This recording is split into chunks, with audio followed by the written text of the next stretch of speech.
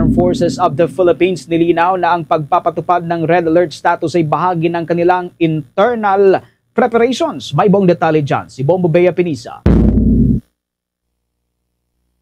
Nilinaw ng Armed Forces of the Philippines na ang pagpapatupad nila ng Red Alert status ay bahagi ng kanilang internal preparations para sa kung anumang eventualities bunsod ng sunod-sunod na serye ng mga kilos protesta sa iba't ibang bahagi ng bansa. Sa isang pulong balitaan, sinigot ni Armed Forces of the Philippines spokesperson Colonel Francel Margaret Padilla ang issue hinggil sa kanilang pag-aanunsyo ng antas ng alerto. Ani Padilla, bahagi ng kanilang standard security protocol ang ganitong sitwasyon at hindi para magbigay ng ikakabahala sa publiko at iba pa. Layo nito na gawing handa ang kanilang tropa sa mga anumang posibilidad at sitwasyon para makapagbigay ng mga kakailanganing assistance ng Philippine National Police na siyang pangunahing nangangasiwa sa latag ng seguridad sa mga demonstrasyon na ito. Well, we declared Red Alert 12 September as a standard security protocol. So pag may mga ganitong insidente, layunin nito is to pool our personnel to be able to stand ready for any eventuality.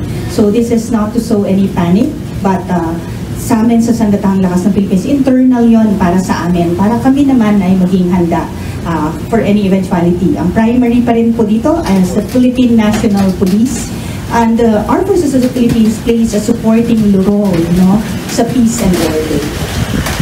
Kasunod naman nito ay nanindigan ng Sandatahang Lakas ng Pilipinas na ang pagpapatupad nito ay para sa maayos sa pagbabantay ng pambansang seguridad ng Pilipinas at hindi para may kilingan sa mga ganitong sitwasyon.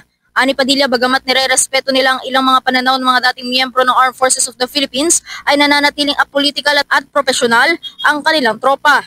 Ang kanilaan niyang katapatan ay nasa konstitusyon at maging sa kanilang sinumpaang mandato at hindi kanino man.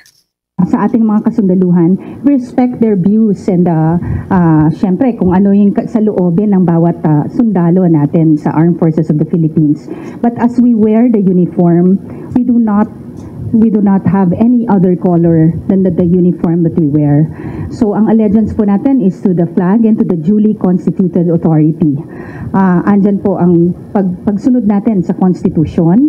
And through the years, we have proven that the Armed Forces of the Philippines have evolved into a very professional organization. And we trust that each member of the Armed Forces of the Philippines is professional in this matter.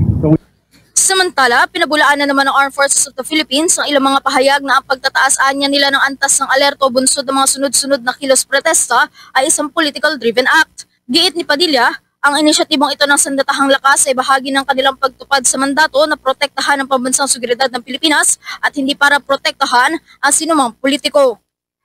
Let us not compare apples and oranges.